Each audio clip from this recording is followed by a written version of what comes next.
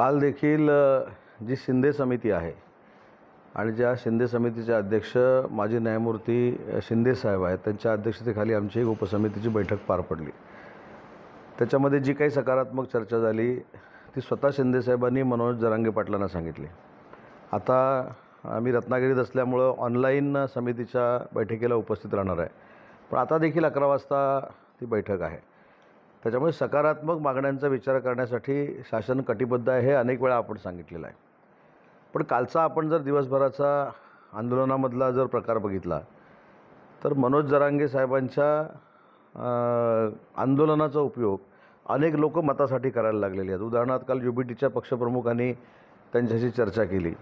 मी गेले 2 दिवस उपसमितीचा सदस्य म्हणून युबीटीच्या पक्षप्रमुखांना एक आवाहन करतो आहे की मराठा समाजाला ओबीसीमधनं आरक्षण द्यावं की देऊ नये याबद्दलची त्यांची भूमिका त्यांनी स्पष्ट करावी।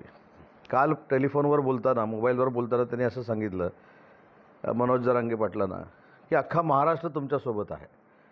अख्खा महाराष्ट्र तुमच्यासोबत आहे सांगताना आधी आमदार किती निवडून आलेत हे देखील विचार करणं गरजेचं होतं। परत ते ठीक आहे, त्यांनी डायरेक्ट सांगायला पाहिजे होते आमचं युबीटी तुमच्यासोबत आहे। पण युबीटी तुमच्यासोबत आहे हे सांगताना ओबीसी समाजाला देखील त्यांची भूमिका कळली पाहिजे की ओबीसी समाजाचं जे आरक्षण आहे त्या आरक्षणामधनं मराठा समाजाला आरक्षण द्यायचं आहे का, ही भूमिका महाविकास आघाडीचे कोणीही नेते हे स्पष्ट करत नाही आहेत। आणि माझी मनोजजींना विनंती आहे की भविष्याच्या आंदोलनाच्या कालावधीमध्ये या सगळ्या नेते मंडळींना एकच प्रश्न विचारावा की ओबीसीमधनं मराठा समाजाला आरक्षण द्यायचं आहे का, नंबर 1। बरं, जर ओबीसी समाजाला गृहीत धरायचं, त्यांना सांगायचं आम्ही तुमच्यासोबत आहे म्हणून मंडल यात्रा काढायची, ही दुटप्पी भूमिका आहे। आणि मनोजजींच्या गर्दीवर अनेक लोक स्वतःच्या मताचा आकडा ठरवत आहेत आणि हे मनोजजींना देखील काल कळायला लागलं असेल। हे मनोजजींनी देखील या सगळ्या मंडळींना विचारलं पाहिजे की तुमची भूमिका मराठाच्या आरक्षणासंदर्भातली काय आहे। बरं, युबीटीचे काही लोक एकनाथ शिंदे साहेबांच्या छत्रपती शिवाजी महाराजांच्या शपथेचा उल्लेख करतात। कदाचित एकतर ते तुमचे चॅनल बघत नाहीत, त्यांनी विधानसभेचं अधिवेशन बघितलेलं नाही।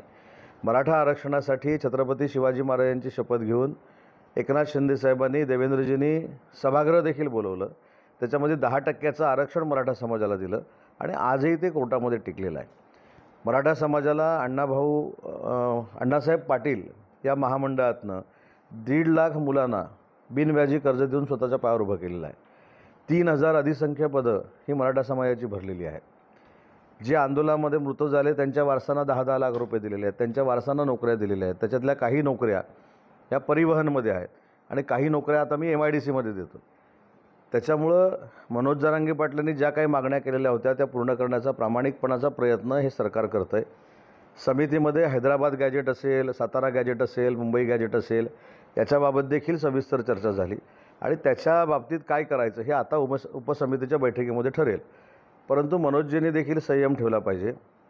जी लोक आज त्यांना आपली वाटत आहेत, यांनी मराठा आरक्षण दिलं की नाही हा देखील प्रश्न त्यांना विचारला पाहिजे आणि ओबीसीबद्दलची भूमिका महाविकास आघाडीची काय आहे हे त्यांनी स्पष्ट केली पाहिजे, म्हणजे कोणी महाविकास आघाडीच्या नेत्यांनी।